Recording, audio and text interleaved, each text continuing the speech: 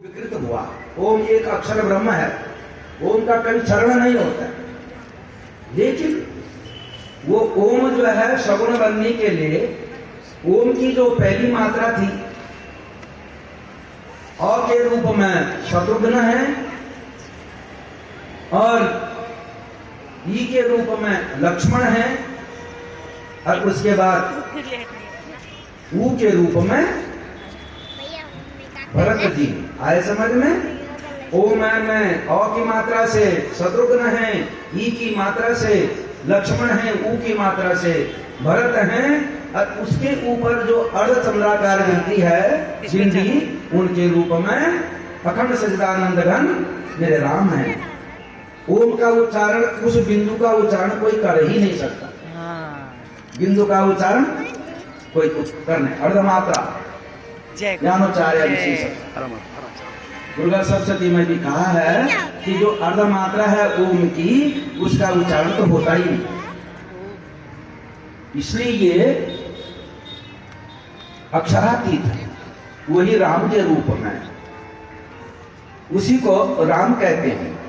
वो अक्षर क्षर के रूप में ईश्वर बन करके आए, ये राम है। चलो इससे भी आगे अगर समझते हो, जीव की हमारी तीन प्रकार की अवस्थाएं हैं, एक जागृत अवस्था, एक स्वप्न अवस्था और तीसरी, बहन जी बहुत अच्छा समझ रही है, सुषुप्ति अवस्था। सुषुप्ति काले सकले विलीने, तो सुषुप्ति काल का जो अभिमानी देवता है, आप ये मत समझना कि हम जी रहे हैं तो हम अपने आप जी रहे हैं। ये जागृत अवस्था का जो अभिमानी देवता है वो है विश्व, भगवान का विराट रूप।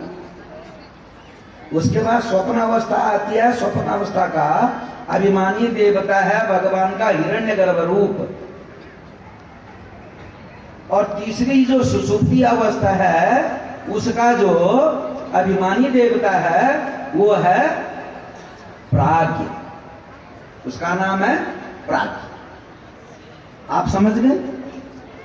हमारी तीन अवस्थाएं, अभी आप कथा सुन रही है, जागृत अवस्था है, सो जाएंगे स्वप्न देखेंगे कि स्वप्न अवस्था है, उसमें हिरण्यगर्भ हमारी रक्षा करता है। और सुषुप्त काले सकले विलीनी, सुषुप्त काल ऐसा होता है अगर हमको कोई काट भी दे तो हमें अनुभव नहीं होगा। तो उस सुषुप्ति काल का जो अभिमानी देवता है वह है प्राज्ञ, भगवान का अंश। ठीक है। और उसके बाद एक चौथी अवस्था होती है जिसका नाम है तुरीय, जिसका नाम है तुरीय, वही परमात्मा है।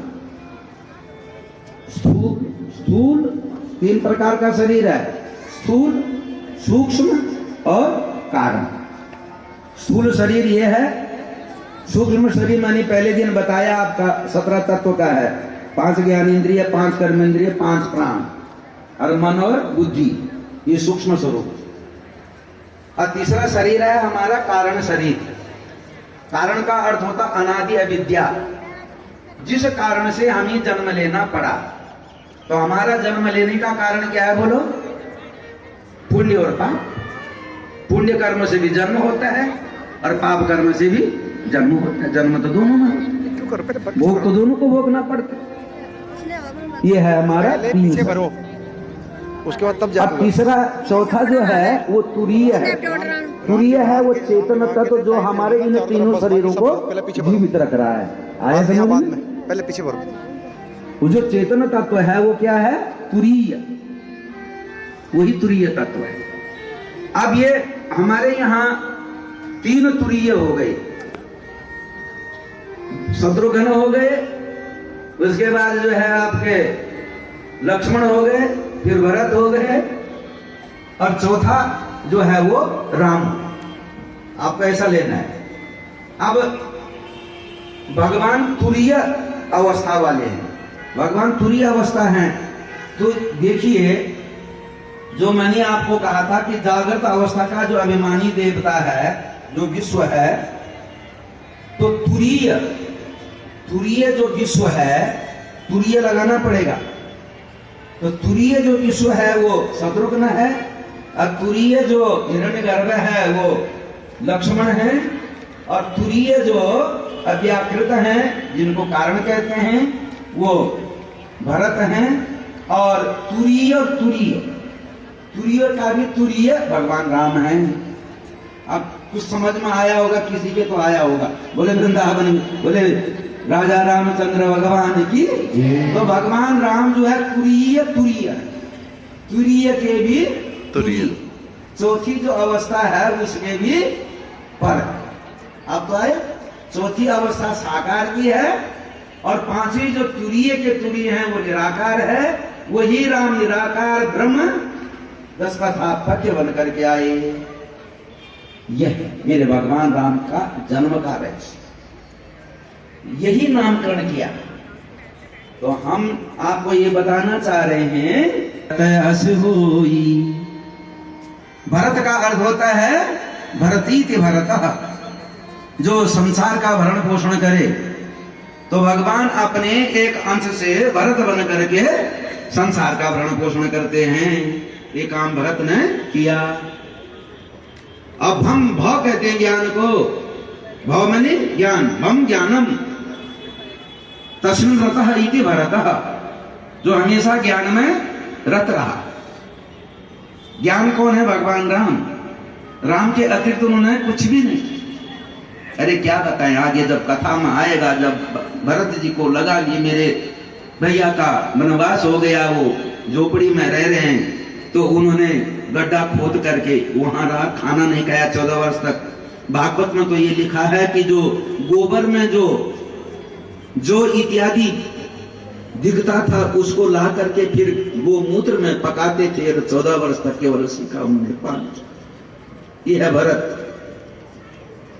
हम तुम भरत की तरह अगर परमात्मा का चिंतन करने तो राम हमारा ही। जाके सुमिरन तेरी पुनासा, नाम शत्रुघ्न वेद प्रकाशा। जिनके नाम मात्र से शत्रुओं का हरण हो जाता है, शत्रुओं का विनाश हो जाता है, उनका नाम शत्रुघ्न होगा। शत्रुघ्न नहीं बोलना। क्या बोलना? शत्रुघ्न। घालम शत्रु हंती थी शत्रुघ्न। जो शत्रुओं को मारने वाला है उसका नाम शत्रुघ्न होता है, हन धातु से। आगे लक्ष्मण धाम राम प्रिया, सकल जगत आधार। गुरु वशिष्ठ ते ही सखा, लक्ष्मण नाम उदार। इनका नाम लक्ष्मण क्यों पड़ा? क्योंकि ये जब सकल जगत के आधार हैं, शेष का अवतार है। ये पृथ्वी का जो पिंड है वो शेष में टिका हुआ है, पृथ्वी का आधार है। दूसरी बात है, इनके हाथ में ऐसा लक्षण है, ऐसी रेखा है जो केवल राम का ही सेवन करेंगे, राम की ही सेवा करेंगे, राम से भिन्न कहीं रहेंगे नहीं, ऐसी इनके हाथ में रेखा है। तो लक्ष्मण कहते हैं चिन्ह को, लक्ष्मण कहते हैं चिन्ह को। तो लक्ष्मण नयतीति इति लक्ष्मण, जो चिन्ह के द्वारा प्रतीत होता है उसका नाम हो गया लक्ष्मण। उनके हाथ में ऐसा लक्ष्मण था, ऐसा चिन्ह था, राम की सेवा था, जिससे वशिष्ठ जी को ने ये अनुमान लगाया कि इनका नाम पड़ेगा लक्ष्मण। चिन्ह से जो प्रकट हुए, प्रतीत हुए। इस प्रकार मेरे भगवान का नामकरण संस्कार हो गया। और सुंदर सुंदर बाल लीला मेरे भगवान ने करी।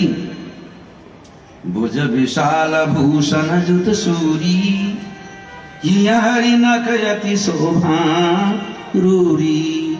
उर मनिहार पदिक की शोभा, विप्र चरण दे खत मन लोभा। जो भी दशरथ के भवन में, राजभवन में आता, मेरे भगवान के बाल स्वरूप का दर्शन करता तो देखता ही रह जाता। और फिर क्या देखा? ये पार्वती क्या देख रहे हैं? उनके वक्षस्थल में श्रीवत्स का चिन्ह है।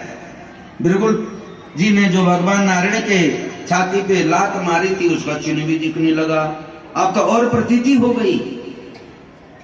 और उनका जो हृदय है वो बाघ के माने शेर के नख के समान बिल्कुल निराला, आज अनुभुज थे, यहां तक उनके हाथ थे।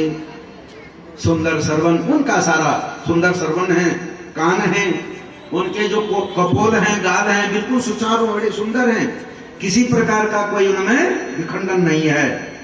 और वाणी बड़ी तोतली, बड़ी मीठी।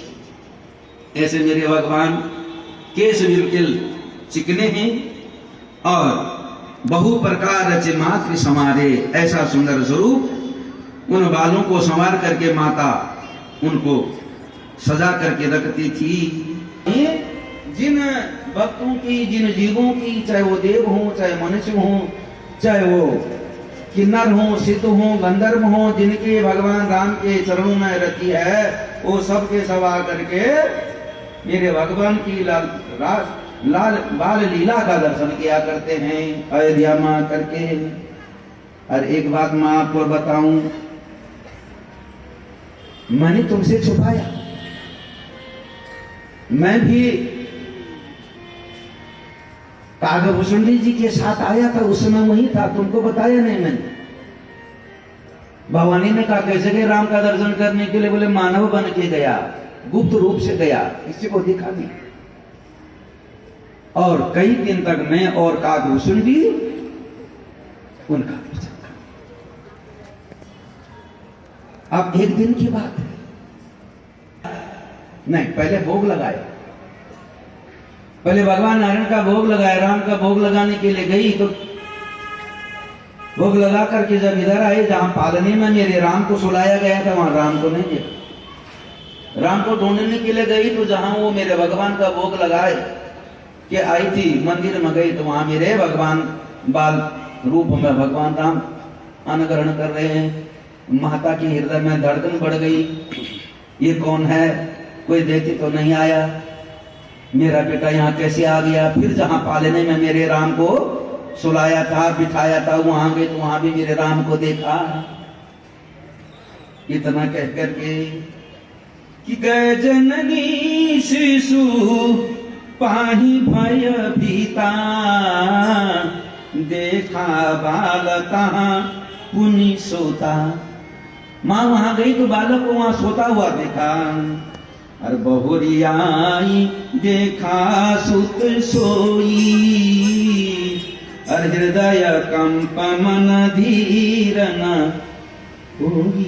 हृदय में कंपन हो गया, धैर्य धारण नहीं किया जा रहा है, और बैठ गई, बैठ करके परेशान हो गई। उसके बाद स्तुति करने लगी। स्तुति करने के बाद महितारी को मेरे भगवान ने देखा, बाल रूप धारण कर दिया, मां का कंपन बंद नहीं हुआ। मां ने कहा, मेरे भगवान राम कहते हैं माता। उसके बाद मां ने क्या देखा, मेरे भगवान को लगा कि मां को दिखा दूं कि मैं भगवान हूं। तुम्हारा तप का जो फल है वो पलवित पुष्पित हो गया। वहां क्या दिखाया भगवान ने? देखा राव मातहि निज अद्भुत रूप अखंड, रोम रोम प्रतिलागे कोटि कोटि ब्रह्मांड। मेरी माता मेरे भगवान के शरीर में, क्योंकि एक अयन मोदी चूरन सिरुनावा, समयवंत देखी महितारी, भय बहुरी शिशु रूप खरारी। स्तुति करी न जाय भय मान, जगत पिता सुत करी जाना। हरि जननी बहु विधि समझाई, यह जननी कहूँ कहसी सुनु जाई। अब माँ के सामने बालक बन गए। बालक के बाद ही मेरे भगवान माता कौशल्या से कहते, मैया मैं ब्रह्म हूँ, मैं जगत का पिता हूँ, मैं जगत की माता हूँ, मैं ही सर्वस्व हूँ सबका, इसलिए मैंने तुझे अपना ये स्वरूप दिखाया, तो समझ ले।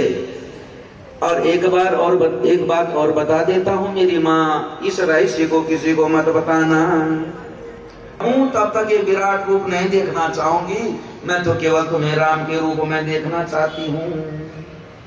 इस प्रकार केली कर रहे हैं मेरे भगवान। उमा मैं काकभूषण जी के साथ वहां था, जो व्यापक है, अकाल है, अनीह है, अज है, निर्गुण है, ऐसा ब्रह्म जो है कौशल्या के आंगन में ऐसी क्रीड़ा कर रहा है। एक बार तो एक दिन इतनी हद हो गई कि कभी मेरे भगवान शीशे में अपना मुख देखते हैं, उनके साथ खेलते हैं, थोड़ी देर के बाद रोने लग जाते हैं। माँ को कहते हैं ये कौन है, क्या लीला है। मेरी माँ मेरे भगवान के लीला का दर्शन कर रही। एक दिन तो क्या हो गया, काकभूषण जी आते, मेरे भगवान खा रहे और खा रहे हैं। काकभूषण जी बैठ गए, भगवान निहार गए, देखने लगे ये काकभूषण जी कौवा देख रहा है मेरे भगवान को। और भगवान जाना चाहते, मेरी माँ देना चाहती है, लेकिन मेरे भगवान देना चाहते हैं। भगवान ने कहा मैया मैं थोड़ा आगे जाकर के खाऊं ताकि काकभूषण जी को भी थोड़ा सा दूं। माँ नहीं मानी। केकई माता बैठी थी, केकई माता ने कहा जाने दो ना कौशल्या, बच्चा है, अगर जाने का मन करता है तो जाने दो। और मेरे राम जो है सीधे आगे निकल गए, कौवा पीछे पीछे जा करके, और आगे से राम पीछे से कौवा जा करके भगवान एकांत में जा करके भूषण जी को अपना चूटर खिला।